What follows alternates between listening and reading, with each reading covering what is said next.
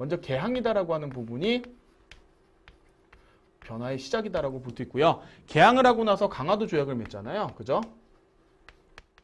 강화도 조약을 맺고 이 강화도 조약은 불평등 조약이다라고 했습니다. 일본과 맺었는데 취해법권이다라고 하는 게 대표적으로 이제 들어가 있는 불평등한 조약이다라고 했고, 그 다음에 수호조교 부록이다라고 하는 거. 요 내용을 맺었고요. 자, 그 다음에 조일 통상 장정이다라고 했지만 그냥 조일 무역 규칙이다라고 선생님이 쓰겠습니다. 조일 무역 규칙. 바로 이 조일 무역 규칙 안에 이제 무관세 규정하고요. 일본 상품에 대한 무관세 규정, 그 다음에 곡물의 무제한 유출. 이런 규정들이 지금 같이 들어가 있잖아요. 그리고 강화도 조약을 체결한 이 직후는 개항장 내에 거류지 무역이다라고 선생님이 이야기했어요. 거류지 무역이다라고 이야기했습니다. 그래서 개항장 내에 심리 안에서만 무역을 하는 어떤 제한된 무역이다라고 이야기했습니다. 근데 이런 무역 체제가 변화가 일어났던 게 바로 1882년도에 그죠? 이모군란이다라고 하는 사건이라고 그랬잖아요. 이모군란 이후에 맺게 된 그죠? 청나라와 조선의 조약이죠. 바로 조청상민 수입 무역 장정을 이야기합니다. 조청상민 수륙 무역 장정을 이야기하죠. 그죠? 이 안에 어떤 조항이 들어가 있다고 했습니까? 내지 통상권이 들어가 있다 그랬죠. 내지 통상권을 청나라가 갖게 되면서 청나라 상인이 직접 이제 국내로 들어와서 조선인 소비자를 대상으로 물건을 판매했다라고 하는 거죠. 자, 이것 때문에 조일 무역 규칙이다라고 하는 거를 나중에 일본이 수정하잖아요. 그게 1883년이죠. 그래서 조일 통상 장정을 다시금 개정한 게 1883년이 되겠고요. 이때 들어간 규정이 바로 대표적으로 이제 최혜국 대우, 그죠? 그 다음에 관세 규정, 그죠? 그 다음에 방공령 규정이 들어가 있다.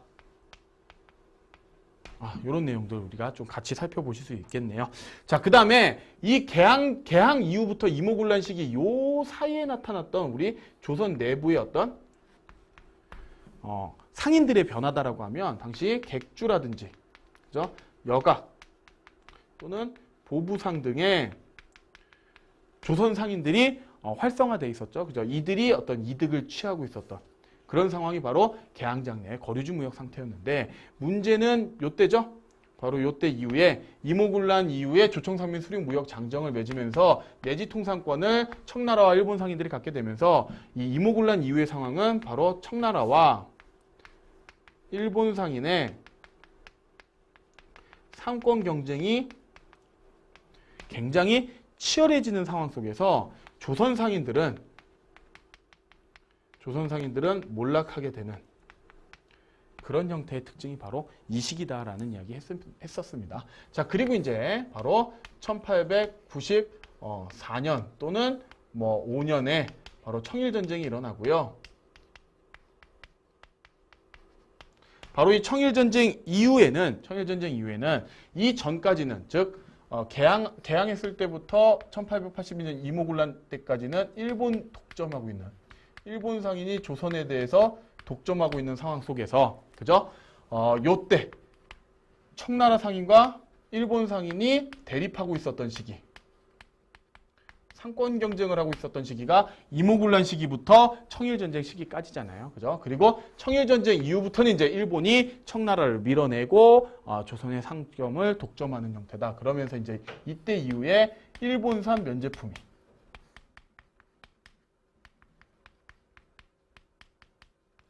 면제품이 국내에 들어와서 제국주의적인 어떤 침탈이 진행되는 그런 단계가 바로 청일전쟁 이후의 상황이다라고 하는 부분입니다.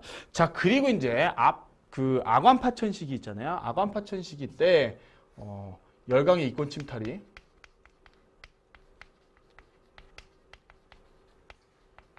본격적으로 이제 많이 전개가 됐다라는 이야기고 대표적으로 철도, 그죠? 철도와 관련된 부분으로서 경부선 일본이 가져가잖아요. 자, 그 다음에 경인선 원래 미국이 갖고 있다가 일본이 나중에 인수하고요. 그 다음에 경의선 철도 부설권 프랑스가 갖고 있다가 일본이 인수했다라고 하는 부분. 자, 그 다음에 금광. 대표적으로 운산의 금광채굴권 미국이 가져갔다. 자, 그 다음에 산림. 그죠? 이거는 러시아가 주로 많이 가져갔다라고 하는 부분 여러분들 좀 같이 보시면 될 것 같습니다. 자, 그리고 이제 러일 전쟁이 일어나는 시점이 있을 거고요. 실질적으로 오늘 수업 때는 이야기하지 않았지만 러일 전쟁 기간 동안에 황무지를 개간하겠다는 일본의 요구, 그거에 대항해서 어떻게 보면 보안회가, 그죠? 애국개몽운동 단체죠. 보안회가 일본의 황무지 개간 요구를 철회했다라고 하는 부분 여러분들 참고적으로 좀 보시고요. 그 다음에 1차 한일협약 때 재정고문으로 왔던 메가다다라고 하는 인물 있잖아요. 메가다다라고 하는 인물이 1905년도에 전개한 사업이 바로 화폐정리 사업이잖아요. 화폐정리 사업이다. 이게 1905년도에 진행이 됐다. 실질적으로 일본의 제일은행권으로 화폐를 바꾸겠다라고 하는 부분인데, 그러다 보면 당시 그 이전에 사용했던 상평통보나 조선의 백동하다라고 하는 화폐들이 전부 다 어떻게 됩니까? 그죠? 제대로 바꾸지 못하면 평가가 절하돼서 제대로 바꾸지 못한다 그러면 전부 다 쇳덩어리가 되지 않습니까? 그래서 조선의 어떤 그 경제가 일본에 예속되는 결과를 가지고 왔다라고 하는 부분 같이 좀 생각하시면 될 것 같아요. 자, 그리고 이제 2차 한일협약, 이게 다른 말로 이제 을사조약이잖아요.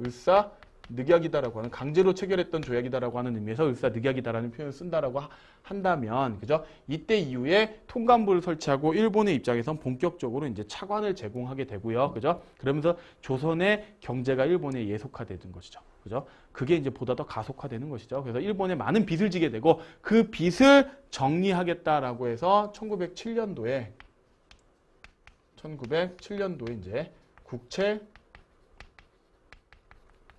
보상운동이 일어났다. 하지만 일제의 탄압에 의해서 실패했다라고 하는 부분 같이 좀 살펴보시면 될 것 같습니다. 자, 이렇게 경제와 관련된 부분을 간단히 정리를 했고요.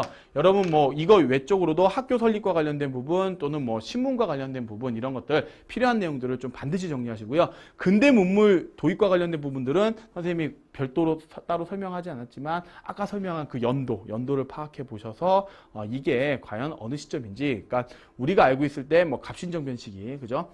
그 시기인지 또는 갑오개혁이 일어나기 전인지 또는 대한제국 설립 이후인지 이 정도로 여러분들 조금 구분해서 살펴보실 필요성이 있을 것 같습니다.